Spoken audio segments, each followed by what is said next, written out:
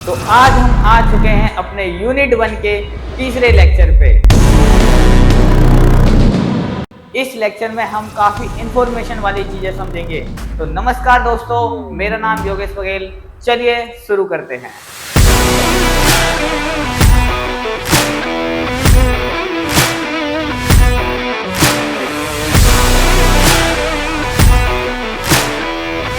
सबसे पहले देखते हैं, आज के लेक्चर में हम समझेंगे कि प्रोसेसर क्या होता है, स्टोरेज क्लास क्या होती है। इस चीज को हम बहुत नजदीकी से देखेंगे, प्रोसेसर को अच्छे से समझेंगे कि i3 प्रोसेसर क्या होता है, i5 प्रोसेसर क्या होता है। अगर आपने पिछला लेक्चर नहीं देखा है तो सबसे पहले आप पिछले लेक्चर को देख लें, वो लेक्चर आपके लिए बहुत इंपॉर्टेंट है। उस लेक्चर में से एग्जाम में बहुत क्वेश्चन आते हैं। उस लेक्चर को सबसे पहले देख लें, उसके बाद इस लेक्चर को अच्छे से समझें। तो चलिए, तो आज समझते हैं हम प्रोसेसर क्या होता है। प्रोसेसर जिस तरीके से आपके अंदर ब्रेन होता है, आपका ब्रेन भी प्रोसेस करता है कई सारी चीजों को। जैसे कि मैं आपसे कुछ मल्टीप्लाई कराऊं, प्लस माइनस करूं, डिवाइड कराऊं, ये सारी चीजें आपका ब्रेन प्रोसेस करता है, तब जाके आपका रिजल्ट लाता है और आउटपुट देता है। तो जैसे कि सबसे पहले कंप्यूटर के प्रोसेसर को छोड़ो, आपके ब्रेन का प्रोसेसर चेक करता हूं कि किस तरीके से काम कर रहा है। सपोज करो मैं आपसे कराता हूं 5 + 3, मैं बोलता हूं प्रोसेस करो उसे, तो आपके दिमाग से फट से प्रोसेस करेगा, बोलेगा 8। ठीक है, बहुत बढ़िया है। मैं कराता हूं 7 × 4, आपका दिमाग जल्दी से प्रोसेस करेगा और आंसर दे देगा। ठीक है, अब मैं आपसे कराता हूं 16 × 12, आपका दिमाग बोलेगा है इतनी लंबी चौड़ी प्रोसेसिंग, टाइम लगेगा, आपको कॉपी पेन से करने पड़ेगा। अच्छा, 3 4 2 × में 12 2 3, अब तो आपको प्रोसेस दिमाग कर ही नहीं पाएगा। कर पाएगा नहीं कर पाएगा। अच्छा, एक चीज और समझते हैं कि जैसे कि आपसे मैं पूछूं अभी करेंटली प्रधानमंत्री कौन है इंडिया के, आप बोलोगे नरेंद्र मोदी। अच्छा, मैं आपसे बोलूं कि जब हमारा देश आजाद हुआ था तब प्रधानमंत्री कौन थे, आप बोलोगे जवाहरलाल नेहरू। बोलोगे नहीं बोलोगे? अगर मैं बोलूं अपने जो अभी नरेंद्र मोदी प्रधानमंत्री हैं, इनसे पहले प्रधानमंत्री कौन थे, तो आप बोलोगे मनमोहन सिंह। अच्छा, मैं बोलूंगा मनमोहन सिंह से पहले कौन थे, अब आप सोच में पड़ जाओगे। फिर मैं बोलूंगा उनसे पहले कौन थे, तब आपका दिमाग तो बिल्कुल ही सोच में पड़ जाएगा, आपको याद ही नहीं है कौन थे। ठीक है नहीं, ये आपके दिमाग के प्रोसेस को समझते हैं। पहले कैलकुलेशन वाली चीजें, फिर मेमोरी जो याद रखने वाली चीजें। अब जैसे मैं आपसे कहूं आपकी जो बॉडी है, मैं आपसे कहूं राइट हैंड से अपने राइट कान को पकड़ो, तो आपका जो कंट्रोल भी आपका क्या होगा, राइट हैंड से राइट कान को पकड़ेगा। मतलब आपकी बॉडी में कंट्रोल भी हो रहा है कि ऐसा नहीं मैंने बोला राइट कान से पकड़ो तो आप ये वाला कान आएगा फट से ऐसे पकड़ेगा, नहीं ना, क्योंकि राइट से जब इंस्ट्रक्शन मिला है तो राइट वाले ही कान उसको काम करेगा। इसी तरीके से हमारा जो कंप्यूटर होता है उसके अंदर मेमोरी यूनिट होती है, कंट्रोल यूनिट होती है और अर्थमेटिक एंड लॉजिक यूनिट होती है। जब इन तीनों को मिला देते हैं तो हमने पढ़ा था कि इसे बोल देते हैं सीपीयू, जिसकी full form central processing unit, और सीपीयू का ही दूसरा नाम बोल देते हैं प्रोसेसर। सीपीयू का ही दूसरा नाम क्या कह देते हैं, प्रोसेसर। समझ आया नहीं आया? देखो, जब मेमोरी यूनिट, कंट्रोल यूनिट और arithmetic and logic unit in तीनों को मिला देते हैं तो हम उसे बोलते हैं सीपीयू, और सीपीयू का ही दूसरा नाम प्रोसेसर है। सीपीयू का ही दूसरा नाम प्रोसेसर है। A processor also known as central processing unit, processor को ही सेंट्रल प्रोसेसिंग यूनिट कहते हैं, सीपीयू। और ये ब्रेन ऑफ कंप्यूटर है, जो कंप्यूटर का दिमाग है वो यही है। कौन है? सीपीयू। कौन है? प्रोसेसर। कंप्यूटर का दिमाग कौन है? प्रोसेसर। जो भी सारी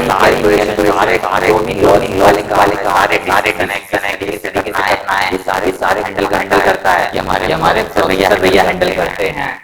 अच्छा, when you click on a program or type something, the processor figure out what to do and makes it happen.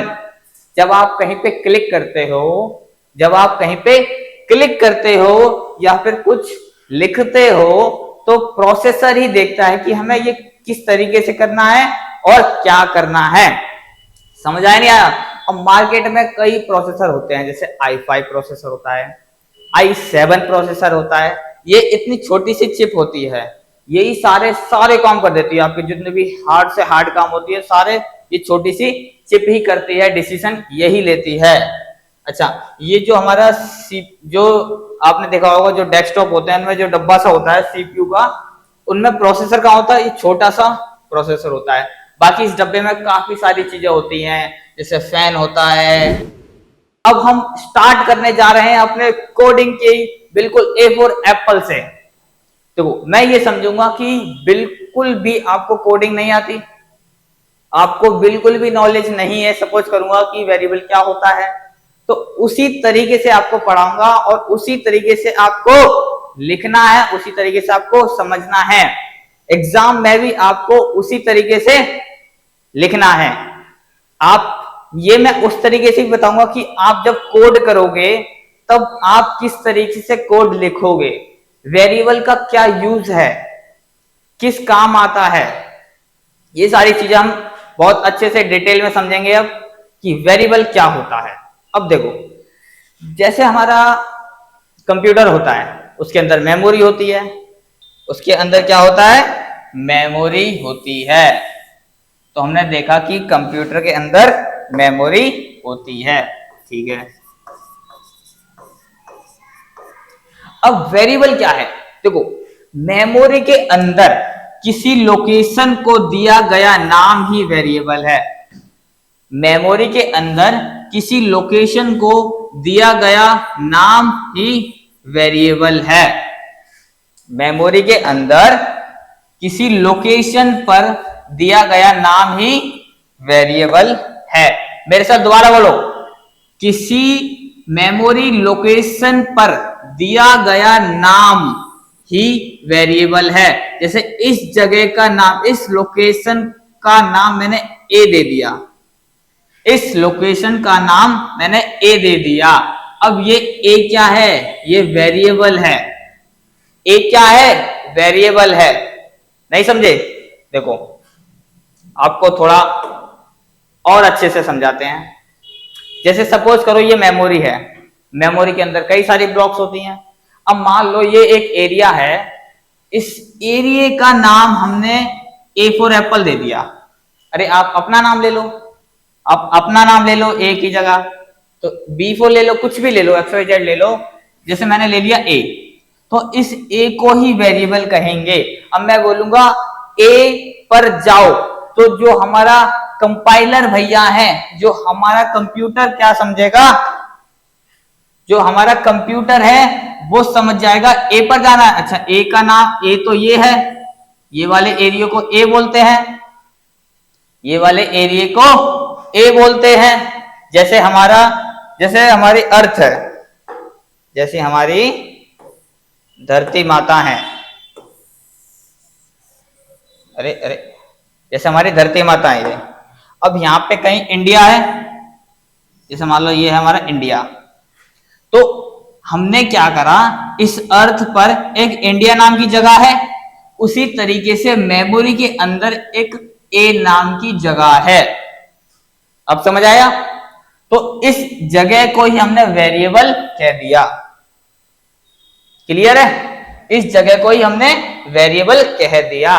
अब देखो यहां देखो, a name given to memory location, a name given to memory location, एक नाम जो memory, किसी memory location पे दिया गया है, उसी को हम वेरिएबल कह देते हैं। अब इस जगह में, ये जो जगह है, अब मान लो ये जगह हमने खरीद ली, ठीक है। अब इस जगह के अंदर हम कुछ भी रखें, कुछ भी एक्स वाई जेड रख लें, चाहे आप इसमें अपना घर बनाए या हम खुद रहें, हम अपने कपड़े रखें, कुछ भी रखें, तो इसके अंदर कुछ भी हम रख सकते हैं। अब ठीक है, ठीक है जी, समझ आ गया। अब ये बताओ कि ये वेरिएबल तो है, वेरिएबल हम समझ गए कि वेरिएबल क्या होता है कि किसी मेमोरी लोकेशन को दिया गया नाम ही वेरिएबल है। ठीक है, अब इसे कैसे बनाते हैं कि क्या कोड लिखें कि मेमोरी में जगह बन जाएगी इस नाम की। तो देखो, इस चीज को समझने से पहले हम एक चीज और समझते हैं, डेटा टाइप।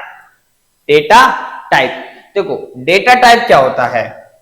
अब जैसे कि इस मेमोरी हमने लोकेशन खरीद ली, ठीक है, ये लोकेशन हमने खरीद ली।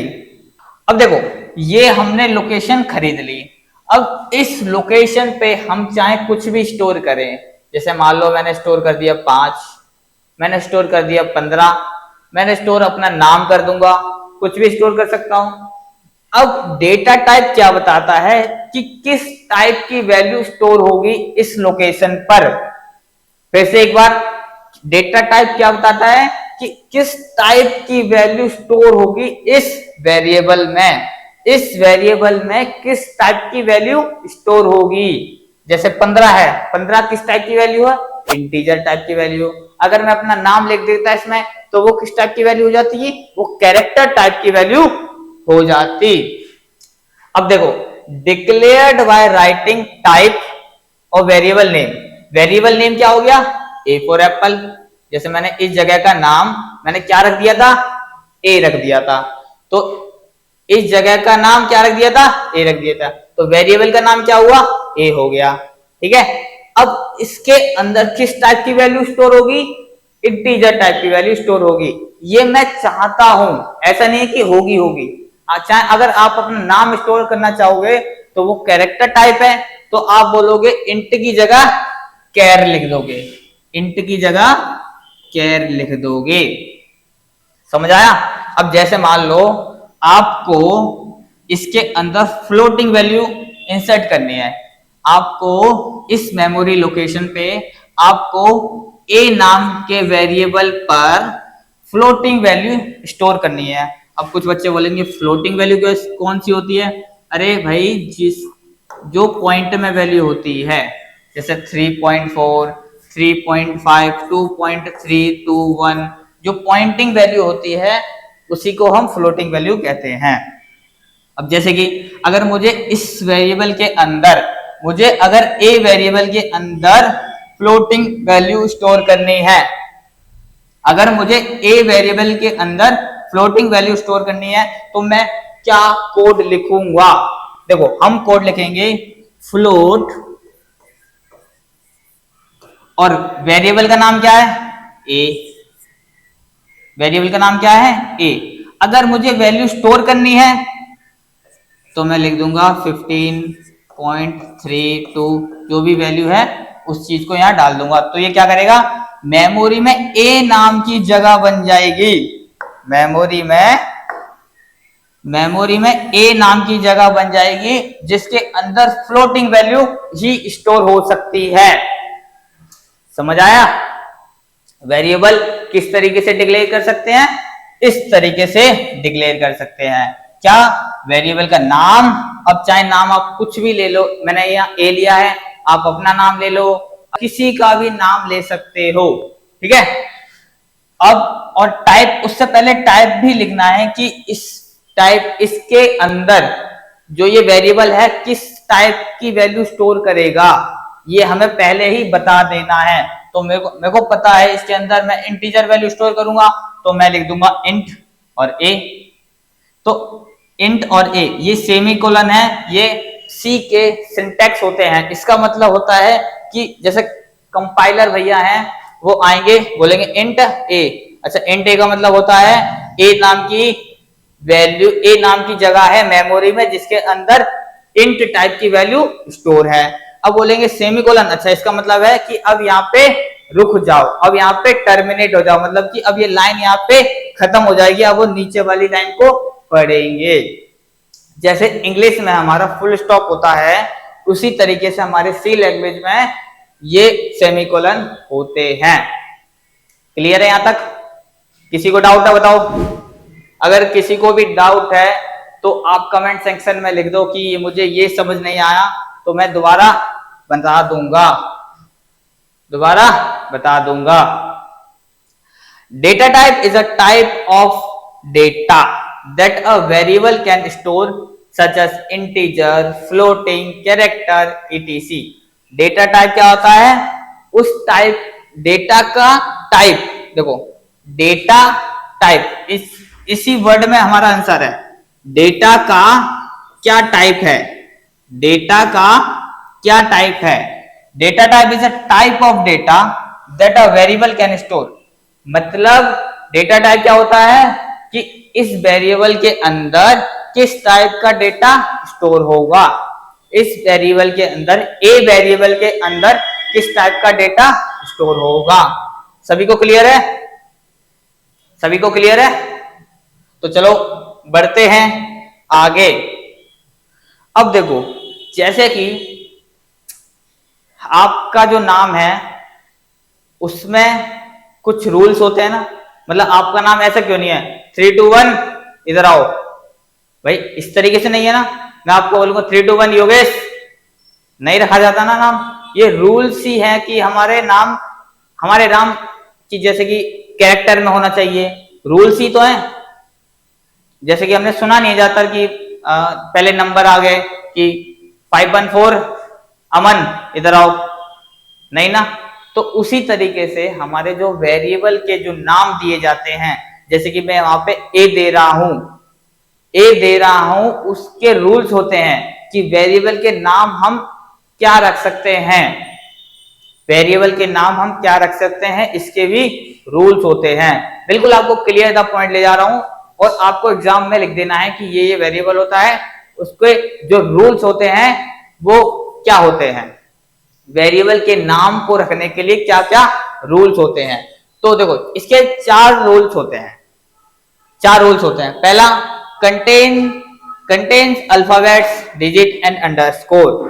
जो अगर मैंने आपसे बोला कि वेरिएबल का नाम रखो, तो आप सिर्फ अल्फाबेट, डिजिट्स और अंडरस्कोर का ही यूज कर सकते हो।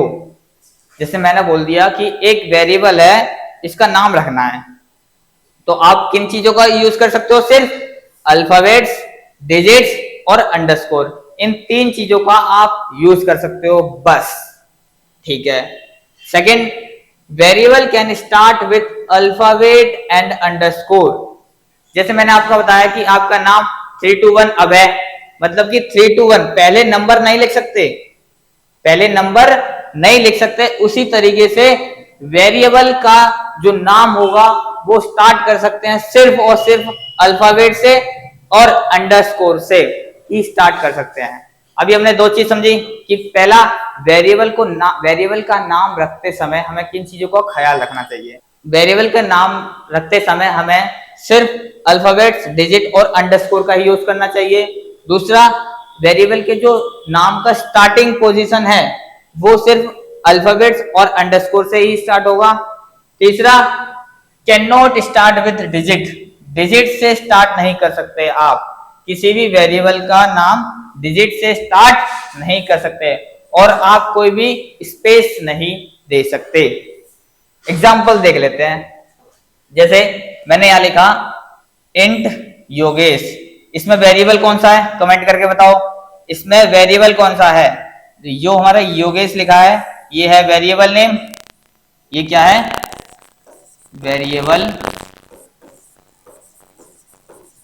नेम।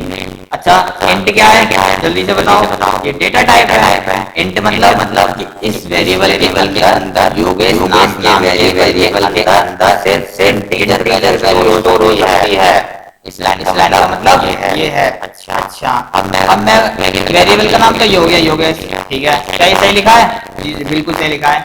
क्यों? क्योंकि रूल में ये लिखा हुआ है कि आप सिर्फ अल्फाबेट्स या डिजिट्स या अंडरस्कोर ही यूज कर सकते हो।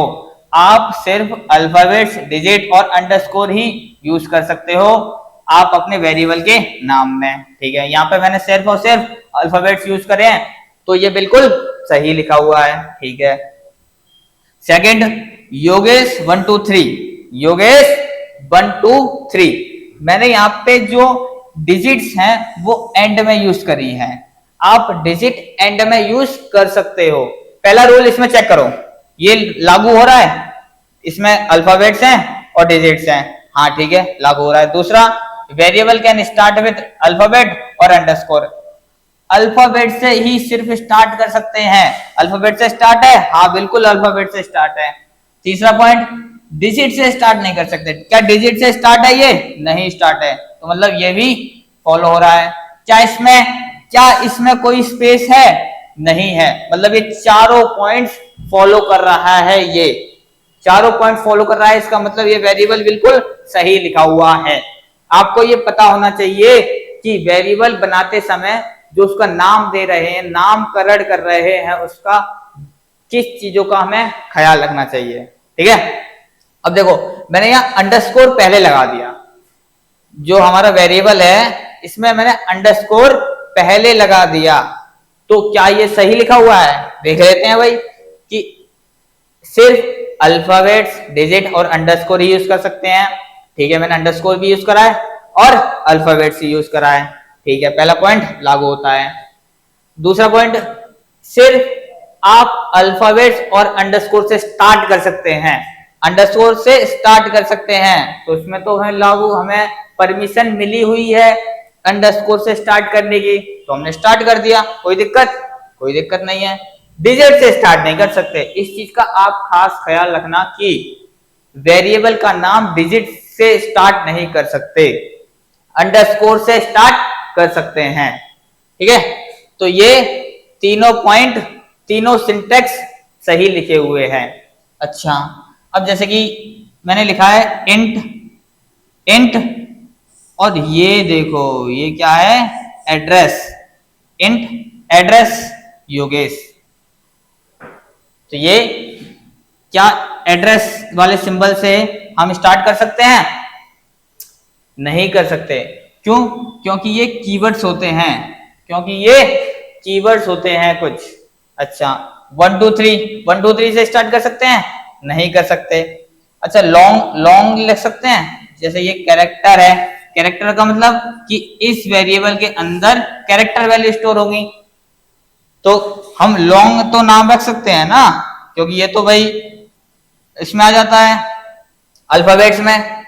नहीं, ये सी लैंग्वेज में कुछ कीवर्ड्स हैं, सी लैंग्वेज में कुछ रिजर्व कीवर्ड्स हैं, आप इस वर्ड का यूज नहीं कर सकते हो।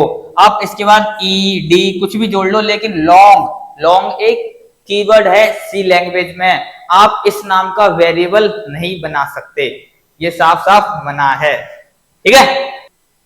तो आई होप सारे लोग वेरिएबल का नाम रखना सीख चुके होंगे। और अब हम समझते हैं स्टोरेज क्लास। ये आपके एग्जाम में पूछ लिया जाता है कि स्टोरेज क्लास क्या होती है, और आपको पता भी होना चाहिए, ये बहुत इंपॉर्टेंट है। देखो स्टोरेज क्लास, अभी हमने समझा कि वेरिएबल क्या होता है और इसे किस तरीके से लिखते हैं, किस तरीके से बनाते हैं, और इसका किस तरीके से नाम लिखते हैं, ठीक है। ये तीन चीजें समझी हमने, ठीक है। अब जो ये वेरिएबल है, अब जो स्टोरेज क्लास है वो क्या बताता है? स्टोरेज क्लास किसी वेरिएबल की चार चीज बताता है। पहला, उस वेरिएबल का स्कोप क्या है, उस वेरिएबल की लाइफ टाइम क्या है, उसकी डिफॉल्ट वैल्यू क्या है, और उसका स्टोरेज एरिया क्या है। तो स्टोरेज क्लास चार टाइप की होती हैं। पहला ऑटो, दूसरा रजिस्टर, तीसरा स्टैटिक, चौथा एक्सटर्न। वन बाय वन हम समझते हैं। अब हम समझते हैं सबसे पहले ऑटो स्टोरेज क्लास को, कि ऑटो स्टोरेज क्लास आखिरकार क्या होती है। ये वेरिएबल की चार चीज बताती है। देखो स्टोरेज क्लास वेरिएबल की चार चीज बताती है, कौन कौन सी? भाई पहले स्कोप बताती है कि इस वेरिएबल का क्या स्कोप रहने वाला है, लाइफ टाइम कितनी होगी उसकी, मतलब कब तक जिंदगी रहेगी, डिफॉल्ट वैल्यू क्या होगी, मतलब कि अगर आपने वैल्यू नहीं दी इस वेरिएबल के अंदर तो वो बाय डिफॉल्ट क्या वैल्यू ले लेगा। तो स्टोरेज एरिया क्या होगा कि वो जो वेरिएबल है वो कहां पर स्टोर होगा। तो सबसे पहले हम ये कोड को समझते हैं कि ये कोड आखिरकार कहना क्या चाह रहा है। देखो हैश इंक्लूड stdio.h, इस लाइन का आप मतलब समझो कि ये लिखा क्या है। ये लिखा है इंक्लूड कर दो इस फाइल को, इंक्लूड कर दो इस फाइल को। ये कोड ये कहना चाह रहा है जो ये फाइल है इसको इंक्लूड कर दो, मेरी ये जो फाइल है, मेरा जो कोड है छोटा सा, इसके अंदर ये फाइल इंक्लूड कर दो। ठीक है, अब आप पूछोगे ये क्यों लिखा, इंक्लूड करा क्यों? इंक्लूड इसलिए करा क्योंकि हम ये जो printf यूज कर रहे हैं, ये सारी चीजें, ये सारे जो फंक्शन है कि printf किस तरीके से काम करता है, printf किस तरीके से काम करता है, ये सारी चीजें लिखी कहाँ है, ये हमारी सारी चीजें इसे लिखी, इसी फाइल में लिखी हुई है। stdio वाली फाइल में ही सारी चीजें लिखी हुई हैं कि printf किस तरीके से काम करता है, रिटर्न जीरो का क्या मतलब, जो सारा कोड हम लिख रहे हैं इसका मतलब क्या है, इसको किस तरीके से काम करना है, ये सारी चीजें हमारी stdio.h फाइल में लिखी हुई है। ठीक है, अब हमने इंक्लूड कर दी। अच्छा, इंक्लूड कर दी इसका मतलब क्या है, ये सारी चीजें अभी समझ जाएगा कि हमें किस तरीके से काम करना है और इस सिंटैक्स का क्या मतलब है। ठीक है, अब इंट मेन ये फंक्शन है, इसको हम समझेंगे बाद में कि ये क्या लिखा हुआ है। आप फिलहाल इतना समझो कि इस लाइन को समझो, फिलहाल इस लाइन को समझो। देखो, इंट नम इक्वल टू 10, इसको समझो, इंट नम इक्वल टू 10। देखो, अभी तक हमने वेरिएबल पढ़ा था, वेरिएबल में क्या है, ये क्या हो गया, ये हो गया वेरिएबल, क्या हो गया, वेरिएबल। अच्छा, ये क्या हो गया, ये हो गया डेटा टाइप, कि इस वेरिएबल के अंदर किस टाइप का डेटा होगा। यहां लिखा हुआ है इंट, तो मतलब इस वेरिएबल के अंदर सिर्फ और सिर्फ इंट टाइप का डेटा आ सकता है। आप चाहो तो 10.3 यूज नहीं कर सकते, क्योंकि आपने पहले ही बोल दिया कि भाई इंट टाइप का ही वैल्यू स्टोर कर सकता है ये वेरिएबल, तो आप सिर्फ इंटीजर वैल्यू ही स्टोर कर सकते हो। क्लियर है? ठीक है, तो मतलब इस लाइन का मतलब समझ आ रहा है ना आपको? हाँ, लेकिन ये ऑटो क्या लगा दिया, ये ऑटो नाम की चीज क्या आ गई, तो ये समझते हैं ऑटो नाम की चीज क्या आ गई और ये क्या बताना चाह रही है। ये ऑटो नाम की चीज हमें, ऑटो नाम की चीज हमें चार चीजें बताती है। पहला scope, life time, default value और स्टोरेज एरिया, ये चीज बताएगी। अब देखो, स्कोप का क्या मतलब है, यही सारी, ये इन चार चीजों पे है, सारी चीजें जो स्टोरेज क्लास पूरा है इन चार चीजों पे टिका हुआ है। ठीक है, तो सबसे पहले हम समझते हैं स्कोप। देखो, कोई स्कोप अपने थोड़े लॉजिकली समझो, स्कोप होता क्या है। जैसे हम बोलते हैं ना, आपका स्कोप कहां तक है, आपका स्कोप कहां तक है, तो मैं ये कहना चाह रहा हूं इस जो ये वेरिएबल है इसका स्कोप कहां तक है, इसका स्कोप कहां तक है, तो इसका स्कोप सिर्फ और सिर्फ विद इन ब्लॉक है, सिर्फ और सिर्फ विद इन ब्लॉक है। अब आप बोलोगे भाई इसमें तो ब्लॉक तो नाम की कोई चीज तो दिख नहीं रही, मतलब ब्लॉक कहां है ये। देखो, जो ये करली ब्रैकेट स्टार्ट हुए हैं, करली ब्रेसेस स्टार्ट हुए हैं और जहां करली ब्रेसेस ये एंड हुआ है, ये एक ब्लॉक बन गया, ये एक ब्लॉक बन गया। तो जो हमारा ये नम वेरिएबल है इसका स्कोप, इसकी स्कोप सिर्फ और सिर्फ इसी ब्लॉक के अंदर है। अगर मैं इस ब्लॉक के बाहर जाऊं और मैं बोलूं कि भाई नम, तो ये बोलेगा भाई कौन नम, हम किसी नम को नहीं जानते। क्यों? क्योंकि ये तो सिर्फ इसी ब्लॉक के अंदर था। अगर मैं बाहर इस ब्लॉक से बाहर आके इसको बुलाऊंगा तो ये नहीं आएगा। क्यों? क्योंकि इसका स्कोप ही नहीं है वहां पे आने का, क्योंकि इसका स्कोप ही नहीं है वहां पे आने का। ठीक है, तो स्कोप समझ गए हम कि स्कोप किस, इस वेरिएबल का स्कोप कहां तक है। ठीक है, लाइफ टाइम को समझते हैं। देखो, मैं आपसे पूछूं आपकी लाइफ टाइम कब तक है, तो आप बोलोगे भाई 70-80 साल है ना। तो इसी तरीके से जो ये नम है ये कब तक जिंदा रहेगा, इस कोड में ये नम कब तक जिंदा रहेगा, इसकी लाइफ टाइम कब तक है, तो आप बोलोगे जब तक ये ब्लॉक के अंदर है तब तक ये जिंदा है।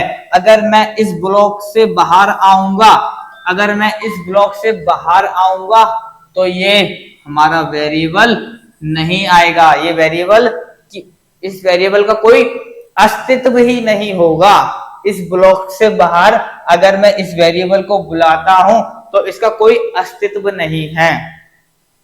ठीक है, तो आप समझ चुके हो कि लाइफ टाइम क्या होता है। तो आप समझ चुके हो लाइफ टाइम क्या होता है। अब हम समझते हैं डिफॉल्ट वैल्यू कि अगर जैसे कि ये मैंने जो ये नम है, अगर ये नम वेरिएबल की मैंने वैल्यू दे दी है 10, अगर नम वेरिएबल की वैल्यू 10 दे दी है और मैं इस वेरिएबल की वैल्यू ना दूं, इस वेरिएबल की वैल्यू ना दूं, सिर्फ बना हुआ छोड़ दूं, तो इसकी डिफॉल्ट वैल्यू क्या होगी। अगर मैं इसे प्रिंट कराऊंगा तो ये इसकी वैल्यू क्या प्रिंट होगी, इसकी वैल्यू क्या प्रिंट होगी, तो इसकी वैल्यू प्रिंट होगी गार्बेज वैल्यू। अब भैया ये गार्बेज वैल्यू को क्या मतलब है, गार्बेज वैल्यू का मतलब है कुछ भी उल्टी सीधी वैल्यू 0 1 2 3 4 1 2 3 कुछ भी XYZ वैल्यू होगी जिसका मतलब ही नहीं होगा, वो वैल्यू इसके अंदर प्रिंट होगी। अगर इस वेरिएबल को बुलाऊंगा और इसको प्रिंट कराऊंगा उसकी वैल्यू, तो गार्बेज वैल्यू प्रिंट होगी। ये सारी चीजें मैं आपको कोड करके भी दिखाऊंगा और वहां पे आउटपुट भी दिखाऊंगा कि किस तरीके से गार्बेज वैल्यू आएगी। ठीक है, अब हम समझते हैं स्टोरेज एरिया कि ये वेरिएबल कहां पे स्टोर होगा। ये वेरिएबल स्टैक के अंदर स्टोर होगा, ये वेरिएबल स्टैक के अंदर स्टोर होगा। ठीक है, ऑटो क्लास समझ आ गया। ऑटो क्लास हमें ऑटो स्टोरेज क्लास हमें 4 चीज बताता है किसी भी वेरिएबल की। पहला स्कोप, दूसरा लाइफ टाइम, तीसरा डिफॉल्ट वैल्यू और चौथा स्टोरेज एरिया। ये हमें 4 चीजें बताता है। ठीक है, तो ऑटो एक बार quick revision, auto storage class की जो स्कोप है वो कहां तक है, विद इन ब्लॉक है। अगर ब्लॉक से मैं बाहर उससे कॉल करूंगा, उससे बुलाऊंगा उस वेरिएबल को, तो उसका कोई अस्तित्व नहीं होगा। लाइफ टाइम कब तक होगी, जब तक वो ब्लॉक रहेगा, जब तक वो ब्लॉक के अंदर है तब तक उसकी लाइफ है।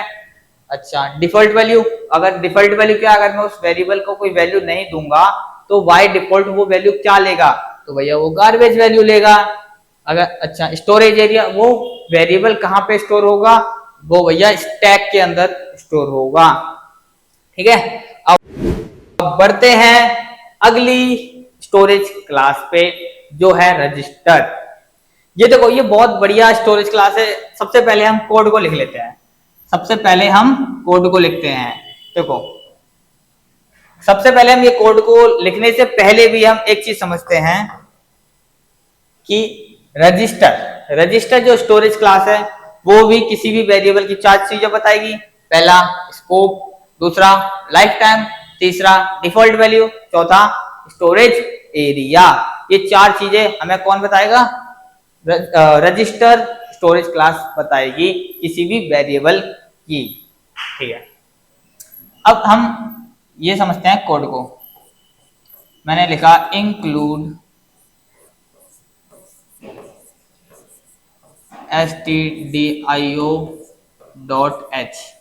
इस लाइन का मतलब सबको पता चल गया क्या है, इस लाइन का मतलब सबको पता चल गया, यस और नो। कमेंट सेक्शन में जल्दी से लिख दो कि नहीं पता चला या पता चल गया। मैं बता देता हूं इस लाइन का मतलब क्या है, कि जो ये फाइल है, तब मतलब पता चल गया। इस लाइन का मतलब ये है, जो stdio.h नाम की जो फाइल है, नाम की फाइल है, इसके अंदर सारे इंस्ट्रक्शन लिखे हैं, इसके अंदर सारे इंस्ट्रक्शन लिखे हुए हैं कि हमारा कोड किस तरीके से काम करेगा। अब इंट मेन, ये क्यों लिखा, ये आपको बताएंगे क्यों लिखा, फिलहाल समझने की चीज नहीं है ये। ठीक है, अभी तक हमने देखा था यहाँ कि किसी भी वेरिएबल को किस तरीके से बनाते हैं, इंट और उसका नाम। जैसे हम यहाँ पे नाम देते हैं वेरिएबल का योगेश, और उसके अंदर वैल्यू स्टोर कर देते हैं 10। इस लाइन का सबका मतलब पता चल गया कि योगेश नाम के वेरिएबल के अंदर 10 डाल दो। योगेश नाम का एक कंटेनर बन जाएगा और उसके अंदर 10 डल जाएगा। ठीक है, तो ये कंटेनर योगेश नाम का कंटेनर बन जाएगा मेमोरी के अंदर और उसके अंदर वैल्यू 10 डल जाएगी। ठीक है, अब इंट, ये इंट का मतलब आपको बता दिया कि इस वेरिएबल के अंदर सिर्फ इंटीजर वैल्यू ही स्टोर होगी।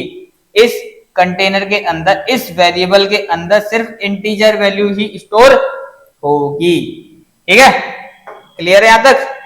इसको मिटा देते हैं।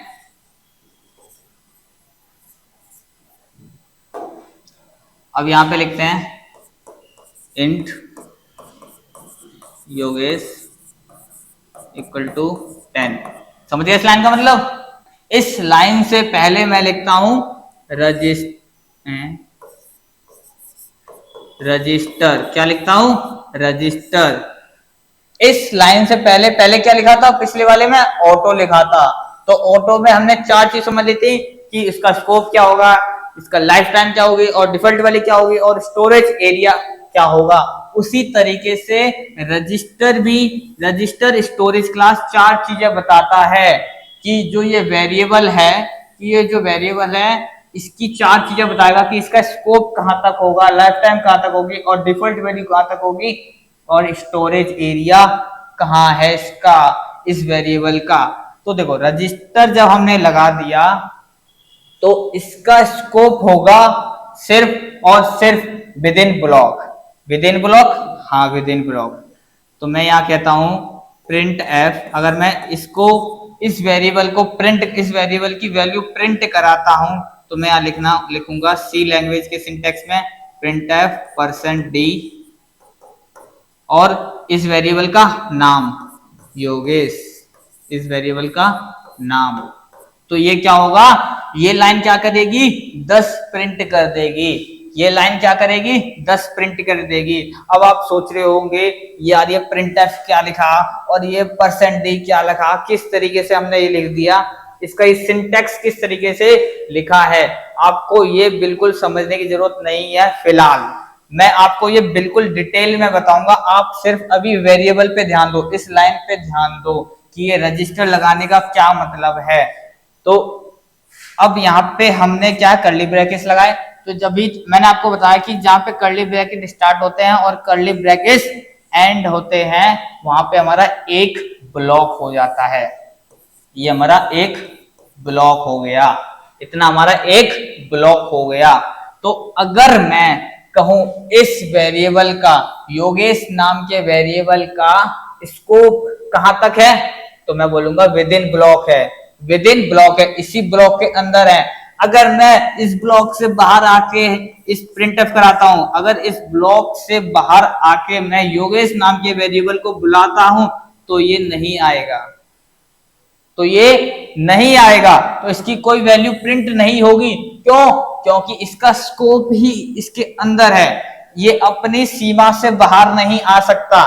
ये जो वेरिएबल है, जो योगेश नाम का वेरिएबल है, इसका स्कोप सिर्फ इसी के अंदर है। जब मैं इसकी सीमा इतनी है, अगर मैं इससे बाहर निकालने की कोशिश करूं और उसको बुलाऊं तो ये नहीं आएगा। ठीक है, आगे लाइफ टाइम समझते हैं कि इस वेरिएबल की लाइफ टाइम कब तक है। सेम टू सेम इसी ब्लॉक के अंदर है, सेम इसी ब्लॉक के अंदर है।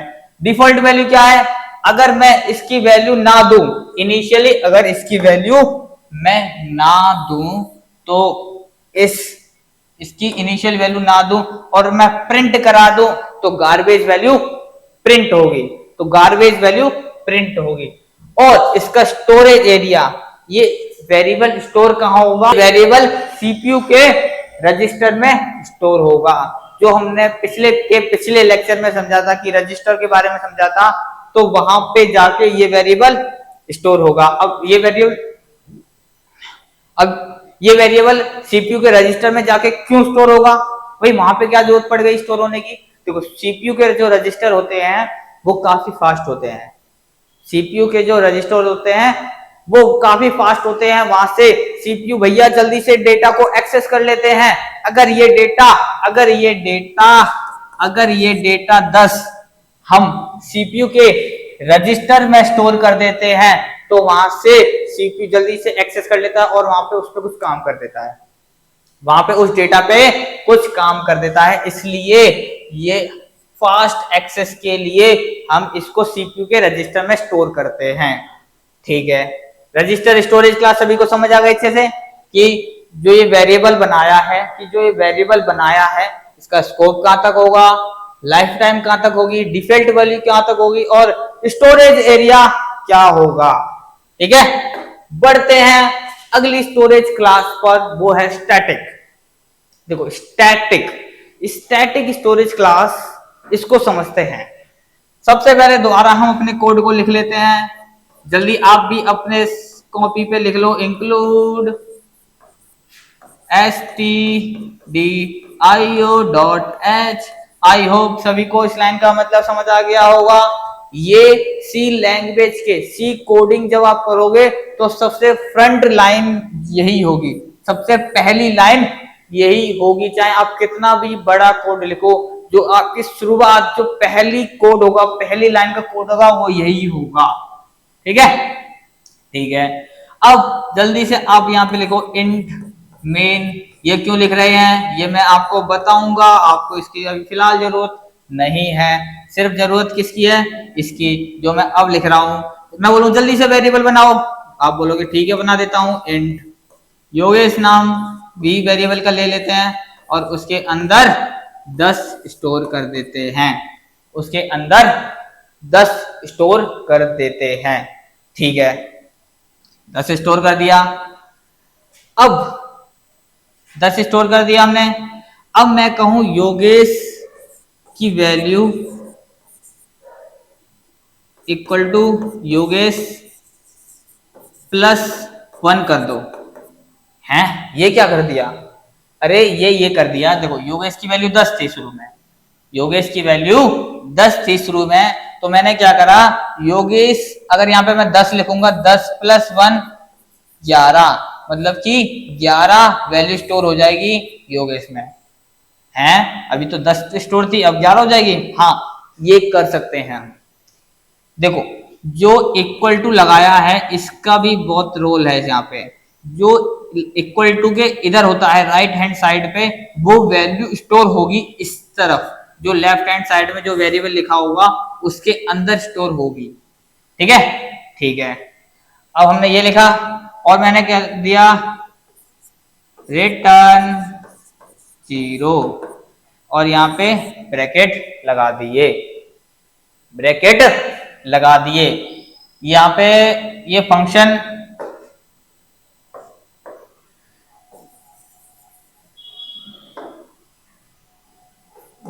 है मान लो। ठीक है, अब मैं कहूं इंट मेन,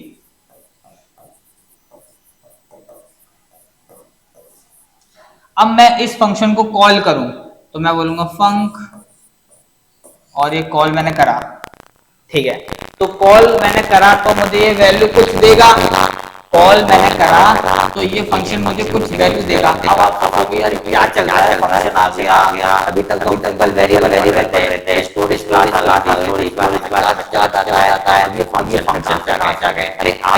अरे जो मैं पूछ रहा हूँ सिर्फ उतने पे ध्यान दो, जो मैं सिर्फ बता रहा हूँ सिर्फ उतने पे ध्यान दो। मैं ये जो सारी चीजें फंक्शन ये सब मैं बाद में आपको डिटेल में बताऊंगा, ये यूनिट 4 यूनिट 5 में काफी डिटेल में है।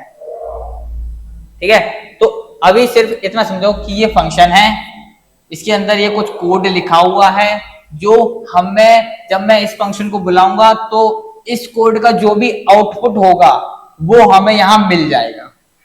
ठीक है, इस कोड का जो भी आउटपुट होगा, जैसे मान लो आउटपुट हो गया 11 सपोज करो, तो इस लाइन की जगह यहाँ पे 11 आ जाएगा, इस लाइन की जगह यहाँ पे 11 आ जाएगा। ठीक है, इस लाइन की जगह 11 आ जाएगा। ठीक है जी, 11 आ जाएगा। अब मैं इस फंक्शन को दोबारा कॉल करता हूं, इस फंक्शन को दोबारा कॉल करता हूं। और यहाँ पे अभी तक क्या लिखा था, समय पहले क्या लिखा था, यहाँ पे लिखा था समय पहले भैया ऑटो, समय ये स्मॉल में रहेगा,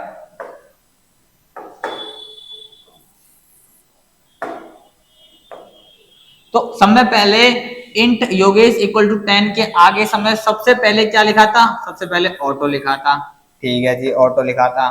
फिर दूसरी स्टोरेज क्लास हमने पढ़ी थी, उसमें क्या लिखा था, उसमें रजिस्टर लिखा था। ठीक है जी, तो अब हम पढ़ रहे हैं स्टैटिक, तो इसमें क्या लिखा होगा, इसमें स्टैटिक लिखा होगा, इसमें स्टैटिक लिखा होगा। जी बिल्कुल आप सही कह रहे हो, इसमें स्टैटिक लिखा होगा। अब स्टैटिक लिखने से क्या हो गया, स्टैटिक लिखने से ये हो गया कि ये योगेश नाम का वेरिएबल है, सिर्फ इसमें 10 स्टोर होगा। ठीक है, 10 स्टोर तो ये हर बार में होता है। ठीक है, अब मैंने क्या कर दिया, योगेश नाम के वेरिएबल में Yogesh equal to Yogesh plus 1, Yogesh equal to Yogesh plus 1, Yogesh की वैल्यू क्या थी, 10 थी, 10 प्लस 1 11, मतलब 11 वैल्यू स्टोर हो गई योगेश के अंदर। ठीक है, अब मैं इस फंक्शन को बुलाऊंगा तो मुझे क्या देगा, 11 देगा। ठीक है, तो यहाँ का आउटपुट क्या रहा, 11 रहा, यहाँ का आउटपुट क्या रहा, 11 रहा। अब मैं इस फंक्शन को अब मैंने इस फंक्शन को दोबारा कॉल करा, अब मैंने इस फंक्शन को दोबारा कॉल करा, कॉल करने का क्या मतलब है, कॉल करने का मतलब यह है कि मैं बोल रहा हूं कि ये फंक्शन भैया जो भी तुम्हारी आउटपुट वैल्यू है वो मुझे दे दो, जो भी आउटपुट वैल्यू आई है अब वो मुझे जल्दी से दे दो। ठीक है, तो अब ये क्या करेगा, अब यहाँ स्टैटिक लिखने से ये अब ये क्या करेगा, ये सबसे पहले यहाँ जो हमारे कंपाइलर भैया वो यहाँ पे आएंगे, यहाँ बोलेंगे इंट फंक ये और static int Yogesh equal to 10, बोलेंगे योगेश इक्वल टू 10, ये तो अभी थोड़ी देर पहले आया था, थोड़ी देर पहले इस लाइन को मैंने पढ़ा था।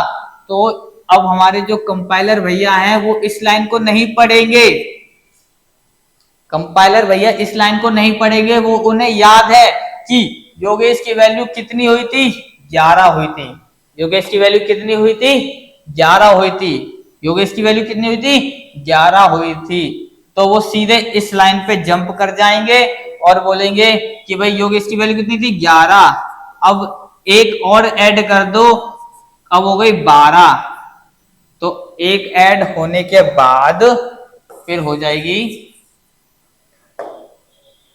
कि योगेश वैल्यू कितनी थी, 11 थी, एक ऐड कर दो तो कितनी हो जाएगी, 12, योगेश के वेरिएबल के अंदर 12 स्टोर कर दो और इसको आउटपुट में दे दो कितना, 12, आउटपुट में कितना दे दो, 12, 12, आउटपुट में कितने दे देगा, 12 दे देगा। सॉरी, अब मैं दोबारा फंक्शन को कॉल करूंगा तो ये दोबारा इस लाइन को नहीं रीड करेगा, जो कंपाइलर भैया हैं वो इस लाइन को दोबारा रीड नहीं करेंगे। स्टैटिक का मतलब ही है कि इस लाइन को, इस जो ये वैल्यू है उसको याद रखेगा, जो पुरानी वाली वैल्यू है, जो पुरानी वाली वैल्यू है इसको वो याद रखता है कि भाई मैंने इसकी पुरानी वैल्यू थी वो क्या थी, इसको याद रखेगा। ठीक है, तो इसी तरीके से स्टैटिक लगाने से क्या हुआ, जो इसकी पुरानी वैल्यू थी, इस वेरिएबल की पुरानी वैल्यू उसको याद रखेगा। अच्छा, स्टैटिक जो हमारा स्टैटिक स्टोरेज क्लास है वो 4 चीज बताता है किसी भी वेरिएबल की, किसी वेरिएबल यहाँ पे स्टैटिक लगा दिया तो ये इस वेरिएबल की 4 चीजें बताएगी, इस वेरिएबल का 4 चीजें बताएगा। क्या बताएगा, स्कोप बताएगा, लाइफ टाइम बताएगा, डिफॉल्ट वैल्यू बताएगा और स्टोरेज एरिया बताएगा, स्टोरेज एरिया बताएगा। तो स्कोप कहां तक है इस वेरिएबल का, भैया हो रे विद इन ब्लॉक, कहां तक है, विद इन ब्लॉक।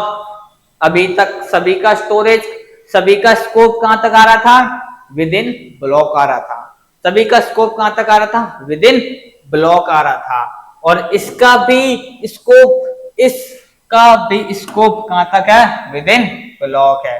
अच्छा, अब लाइफ टाइम जो ये वेरिएबल है, स्टैटिक लगाने से ये जो वेरिएबल है इसकी लाइफ टाइम कहां तक है, थ्रू आउट प्रोग्राम।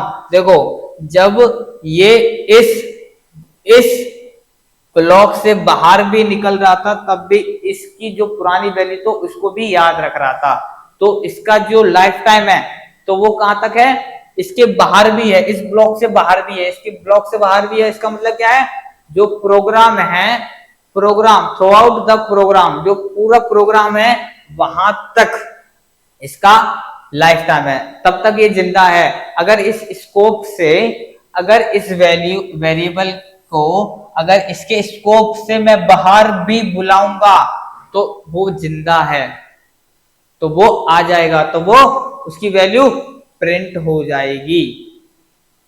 क्लियर है? ठीक है जी।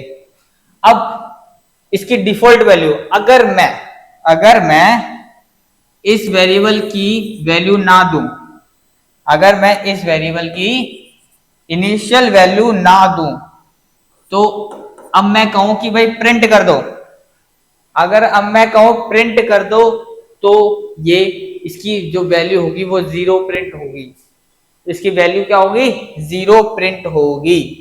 समझा नहीं समझा?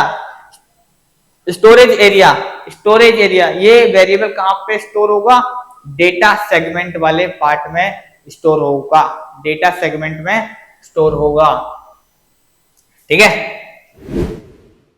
अब हम स्टार्ट करते हैं एक्सटर्नल स्टोरेज क्लास। अभी तक हमने कौन सी स्टोरेज क्लास पढ़ी, ऑटो स्टोरेज क्लास पढ़ी, फिर हमने रजिस्टर स्टोरेज क्लास पढ़ी, फिर हमने स्टैटिक स्टोरेज क्लास पढ़ी। अब हम एक्सटर्नल स्टोरेज क्लास को समझते हैं कि एक्सटर्नल स्टोरेज, जो एक्सटर्न लिखने से, जो अभी तक हमने वेरिएबल के आगे, वेरिएबल के नेम के आगे जो हम लिख रहे थे ऑटो, रजिस्टर, स्टैटिक, अगर हम एक्सटर्न लिखेंगे तो क्या होगा।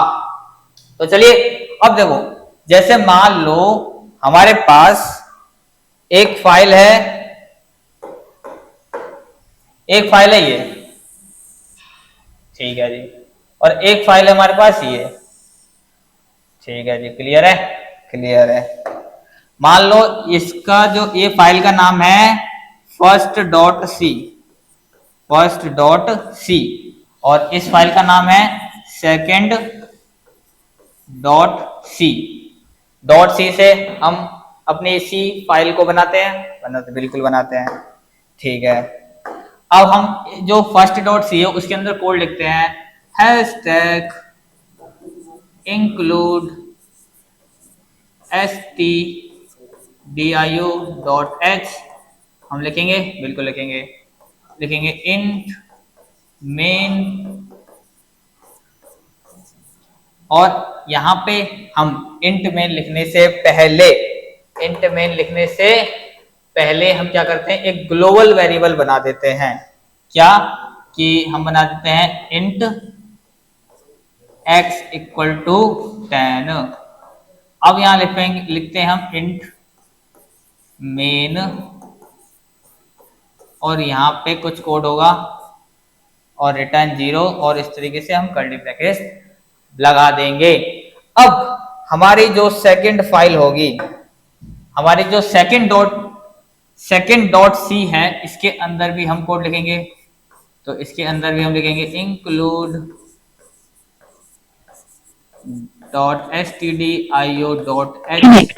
ये लाइन तो हमें लिखनी ही लिखनी है, अब मैं लिखूंगा। अब देखो मुझे क्या करना है कि जो ये सारा कोड है अपने इस वाली फाइल में भी यूज करना है, जो second.c वाली फाइल है इसके अंदर हमें ये सारा कोड यूज करना है। अब हम यूज कैसे करें, या फिर हम क्या कर सकते हैं, पहला ऑप्शन, ये सारे कोड को कॉपी करें और यहाँ पे पेस्ट कर लें। लेकिन ये तो अगर मान लो ये 2000-3000 लाइन का कोड हुआ तो हम इसमें कॉपी सारा पेस्ट इधर करेंगे नहीं, तो हम उसके लिए क्या करेंगे, हम इंक्लूड का यूज करेंगे, हैशटैग इंक्लूड, और इस फाइल का नाम क्या है, first.c, तो हम यहां लिख देंगे first.c। तो इतना लिखने से क्या होगा, जो भी सारा कोड होगा इसको हम यूज कर सकते हैं अपनी second.c वाली फाइल में। समझ आ गया नहीं आ गया? ठीक है, यूज कर सकते हैं। अब हम लिखते हैं एक्सटर्न इंट एक्स, फिर लिखेंगे इंट मेन। अब आप सोच रहे होंगे यार ये क्या लिख रहे हो, कुछ समझ नहीं आ रहा, तो मैं आपको ये कहूंगा कि आपको ज्यादा नहीं समझना, पूरा कोड नहीं समझना, आपको सिर्फ इतना समझना है कि हमने एक फाइल ये बनाई फर्स्ट डॉट सी, एक ये सेकंड डॉट सी फाइल बनाई, ठीक है। इस फर्स्ट डॉट सी में फाइल में हमने एक ग्लोबल वेरिएबल बना दिया एक्स। ये क्या बना दिया? Global variable. ग्लोबल वेरिएबल कौन सा वेरिएबल होता है? ये वो वेरिएबल होता है जो, अब मैंने इस जो फंक्शन है इससे भी ऊपर लिख दिया, इस वेरिएबल को, इस वेरिएबल को इससे, इस फंक्शन से ऊपर लिख दिया। तो ऊपर लिखने का क्या है, ये जो वेरिएबल की वैल्यू है हम कहीं भी एक्सेस कर सकते हैं। जितने भी सारा नीचे कोड आएगा, अगर हम कहीं भी इस वैल्यू को एक्सेस कर सकते हैं, इस वैल्यू को प्रिंट करा सकते हैं कहीं भी, ऊपर लिखने से ये फायदा होता है। तो हमने ग्लोबल वेरिएबल इसको बोल दिया, ठीक है। अब मुझे इस वेरिएबल को अपनी दूसरी वाली फाइल में जब यूज करना हो, यहां पे प्रिंट कराना हो, तो मैं एक्सटर्न का यूज करूंगा, समझे? तो मैं एक्सटर्न का यूज करूंगा। मैं बोलूंगा कि भैया हमारा जो ये एक्स वेरिएबल है वो दूसरे वाली फाइल में स्टोर है, जो हमने इंक्लूड कर दी है फर्स्ट डॉट सी से। अगर मैं इंक्लूड फर्स्ट डॉट सी नहीं करूंगा तो ये बोलेगा कि भाई एक्स कहाँ है, एक्स कहाँ है। अब मैंने ये बोल दिया कि एक्सटर्न इंट एक्स, और तब ये समझ जाएगा अच्छा एक्सटर्न देखो एक्सटर्न और ए एल मतलब एक्सटर्नल, एक्सटर्नल ही है, एक्सटर्नल है मतलब इस वाले फाइल के अंदर है, ठीक है। तो अब मैं इस वाली जो x की वैल्यू प्रिंट कराना चाहूं तो ये प्रिंट हो जाएगी। अगर मैं प्रिंट कराना चाहूं तो ये x की वैल्यू प्रिंट हो जाएगी। समझ आया नहीं आया? कहां से कौन सी वैल्यू प्रिंट होगी? 10, ठीक है। तो अब जो एक्सटर्न स्टोरेज क्लास है वो किसी वेरिएबल की चार चीजें बताता है। पहला scope, life time, default value और स्टोरेज एरिया बताता है। स्कोप जो ये वेरिएबल है इसका स्कोप कितना होगा? Entire programme. इस प्रोग्राम के अंदर हम इस वेरिएबल का स्कोप होगा, इसके अंदर हम इस वेरिएबल को प्रिंट करा सकते हैं, एक्सेस करा सकते हैं, इस वेरिएबल का हम यूज कर सकते हैं। लाइफ टाइम, जब तक ये प्रोग्राम जिंदा है तब तक हमारा जो ये वेरिएबल है एक्स वो जिंदा है। डिफॉल्ट वैल्यू, इसकी कोई भी डिफॉल्ट वैल्यू नहीं होती। स्टोरेज एरिया, ये मेमोरी में सिंपल स्टोर हो जाता है, ठीक है। तो आज का लेक्चर यहीं समाप्त करते हैं। अगले लेक्चर में हम बहुत इंपॉर्टेंट चीजें आपके लिए ले आएंगे, ठीक है। अगर आपको ये पीपीटी वगैरह चाहिए तो आप इंस्टाग्राम पे जा सकते हो, वहां से आप पीपीटी डाउनलोड कर सकते हो, ठीक है।